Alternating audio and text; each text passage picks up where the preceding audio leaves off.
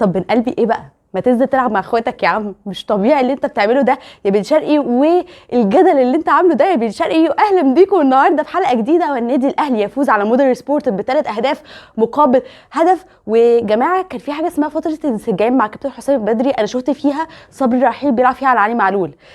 جراديشار ما عدتش عليك الفتره دي، ما سمعتش عنها. انا ما اعرفش، انت جبت جول قدام بيراميدز وجبت جول قدام مودرن سبورت وانت بتجيب الجول. عايزه اقول لك يا ابني اهدى، انا لسه ما اعرفش اقول اسمك، انا اتعلمت اقول اسمك عشان هطلع الحلقه يا جراديشار. انا والله ما كنت لسه عارفه انطق اسمه. ما فيش فتره انسجام مع جراديشار اللي بيسجل هدف وبيصنع هدفين النهارده في مباراه مودرن سبورت، وامام عاشور اللي بيسجل 14 هدف مع النادي الاهلي، 9 منهم بس في 2025 اللي هو شهر يناير، 9 اهداف منهم في شهر واحد. لما ركز بس في الملعب امام عاشور اللي لسه ما جابش ربع مستواه وهو مع الزمالك، النهارده بيسجل هدفه التاسع مع النادي الاهلي في 2025، وبيتصدر جدول هدافين الدوري المصري ب6 اهداف في سيزون حتى الان متالق فيه امام عاشور اللي عايزينه يكمل على المنوال ده. ولكن يا جماعه نيجي تاني لاشرف بن شرقي. انا شايفه بن شرقي قبل ما اتكلم على المباراه لسه مع كابتن احمد شوبير بيتكلم في مداخله وبيقول جمهور النادي الاهلي وانا بلعب في النادي المنافس كنت بشوف حبهم ليا، وده كان شيء بيبسطني جدا. انت خلاص خليتهم من نادي منافس؟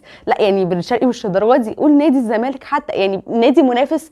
يعني انتوا يا جماعه انتوا متخيلين انتوا بالنسبه له بقيتوا مجرد اكس، اللي هو ولا حتى اكس، ده هو بيتعامل معاكم عادي، اللي هو النادي المنافس مش النادي السابق او النادي الزمالك. معامله مش اصيله بن شرقي. انا كنت متوقعه انك تقول بصراحه نادي الزمالك، وطبعا حاطين له الصوره وهو عمال يتكلم الصوره دي، عارف اللي هو زيزو ميه عشان شراء. ولكن هنتكلم على حته بن شرقي دي كويس قوي في نهايه الحلقه. ولكن كده نتكلم عن المباراه. دخلنا المباراه وعجبني جدا في مباراه النهارده ان انت مفيش حاجه اذتك في الملعب، اللي هو مباراه جميله للنادي الاهلي. انت جاي من تعادلين في الدوري، كانت خساره في افريقيا، فانت جاي اصلا في فتره احنا كنا دخلنا في فتره سيئه، اللي هو بقى تحس الدنيا غيامه بقى كده وان انت متضايق. ولكن خلاص يا جماعه من ساعه الصفقات تحس ان الدنيا ضحكت لك مع النادي الاهلي. بتنزل النهارده مباراه حتى اللعيبه تحس ان بقى في ريفريش، اللعيبه نازلين مركزين عشان يجي حسين الشحات ويعمل سرور رائع لجراديشار، اللي الكتير ممكن يشوف ان الهدف ده هدف عادي يعني او هدف سهل. ولكن لا، هدف. انا عاجبني في جراديشار ان هو مش بس اللي هو عنده لمسات فنيه، لا انا عاجبني ان هو عنده اساسيات المهاجم، عارف يتحرك ازاي، تحركه ممتاز.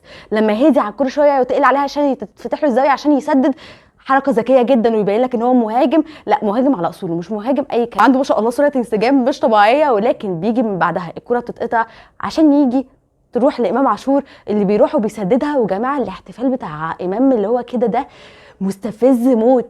انا اهلاويه بيستفزني جدا، يعني انا مش متخيله لو انا واحده زملكاويه قاعده انا متاكده ان هم هيموتوا منه. يعني ان انت عمال بتكسب الفريق المنافس لينا، وانت اصلا كنت عندنا وعمال تضايقنا ورحت هناك، لا وعمال تعمل الاحتفال ده ما كانش بيستفزني كده في الزمالك الاحتفال ده. ولكن امام عاشور اون فاير مع النادي الاهلي ما شاء الله عليه، بيسجل الهدف عشان يجي من بعدها امام عاشور.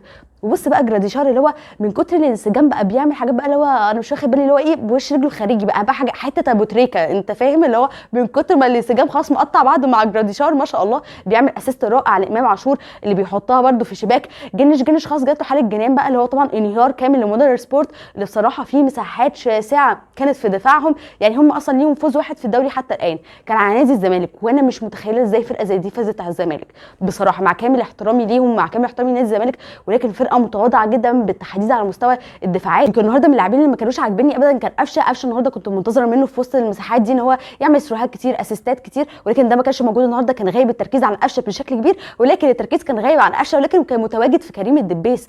النهارده بيقدم واحده من احلى ماتشاته اللي انا ممكن اكون شفتها له. بحس ان هو لا بقى لعيب تقيل، بدا يتقل في الملعب وبدا فعلا يبقى لعيب في النادي الاهلي. النهارده كان اداؤه رائع، جاب الفاول اللي حطه في العارضه بصراحه كنت عايزاها تدخل وكانت هتديله ثقه كبيره جدا. ولكن كريم الدبيس النهارده شابوه اداء ولا اروع. ولكن كريم الدبيس ما دبسش انا تجددوا لي المعلول تجددوا لي، لا تجددوا المعلول جماعه. والناس اللي بتقول لك انتوا بتغلبوا العاطفه على الاحترافيه، نعم.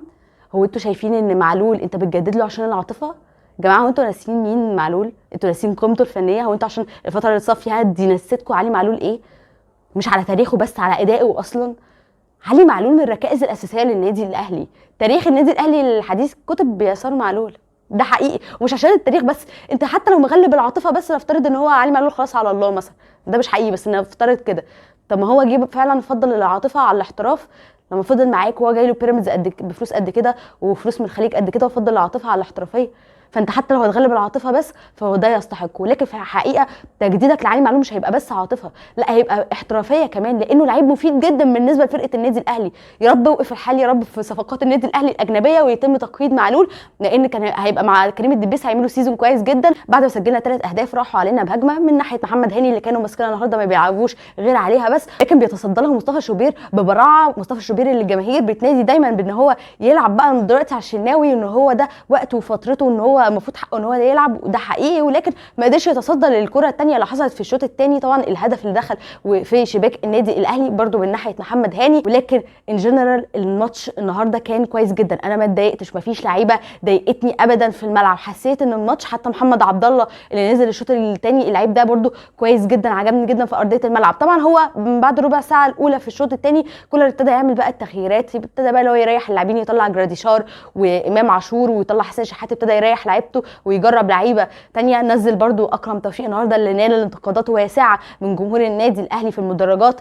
اكرم توفيق ما عنديش مشكله انك تبقى عايز تروح فرقه ثانيه، ما عنديش اي مشكله في ده، بس عندي مشكله في شغل، مش عايزه انتقي الفاظي شويه، اللي هو بتاع اللي هو طب جد تقعد تعمل مفاوضات مع الاهلي وانت اصلا ماضي خلاص ومخلص، اللي هو النقطه اللي عملها احمد فتحي قبل كده مع النادي الاهلي لما قعد برده يتفاوض معاهم هو اصلا ماضي مع بيراميدز. ما بحبش اللعيب اللي ما بيحترمش النادي وما بيحترمش الناس. قول انا ماضي، لكن جو بقى وتعمل نفسك مصاب في مباراه بيراميدز علشان مش عايز تكمل، مش عايز تهلك نفسك في المباراه عشان الفرقه الثانيه. لا، طب ما انت واخد حق بقى، لو هنتكلم باحترافيه ما انت واخد فلوس ده يا اكرم، لا تعمل بشغلك عشان ربنا يكرمك فيما بعد. حمدي فتحي لما كان عايز يمشي مشيناه، محمد شريف لما كان عايز يمشي مشيناه، محمد عبد المنعم مشيناه، عادي ما عندناش مشكله في ده ابدا، وبنحب اللعيبه دي جدا، فامشي باحترامك عشان ده اللي هيبقى لك. ده من الاخر. انتهت المباراه بفوز النادي الاهلي ب3 اهداف مقابل هدف. نتمنى ان تبقى دي انتفاضه للنادي الاهلي للفتره القادمه. عندنا بوتريجيت، عندنا غزل المحله، عندنا الاسماعيلي والزمالك يوم 22.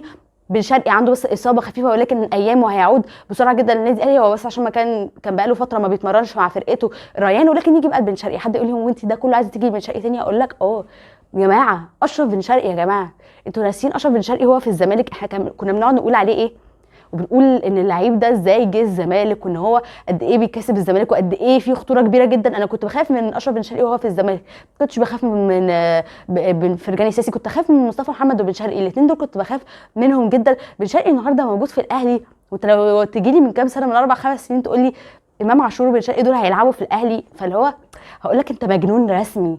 ولكن مع اداره النادي الاهلي مع كابتن محمود الخطيب ما فيش الكلام ده، اللي نال انتقادات واسعه الفتره اللي فاتت بسبب ان ما كانش في اي صفقات لسه تمت للنادي الاهلي، ولكن الانتقادات والضغوط دي هي اللي ولدت النجاح وهي اللي خلتهم يعملوا صفقات بالقوه دي. مصطفى العش، احمد رضا، اللي هم صفقات على المستوى المحلي اقوياء جدا، من بعدها جراديشار، ومن بعدها تريزيجيه اللي كانت مفاجاه قويه جدا بالنسبه لجماهير النادي الاهلي والاعلام اللي ما حدش اتكلم عليها ابدا. احنا فجاه لقينا يا جماعه تريزيجيه مضى مع النادي الاهلي 5 مواسم، هتبتدي من كاس العالم للانديه تريزيجيه، وبعدها بن شرقي ميركاتو قوي جدا لاداره النادي الاهلي، خلصوا الصفقات دي في فتره قليله، فدي حاجه جميله جدا بالنسبه لنا بصراحه. واحنا انبسطنا ان كابتن محمود الخطيب ما يقدرش يزعل جمهور النادي الاهلي، والنادي الاهلي فعلا كان محتاج صفقات قويه عشان عنده سيزون مكتظ بالبطولات. باذن الله النادي الاهلي الفتره الجايه تبقى كويسه عليه. وانا في الاخر دايما كنت بقول لكم في نهايه كل حلقه ان حلقتنا انتهت، وادعوا لاخواتنا في فلسطين ربنا ينصرهم يا رب على جميع اعدائهم. وكنت دايما بقولها وانا زعلانه، وانا طبعا بقى شايفه الفيديوهات والاحداث اللي بتحصل كنت بقى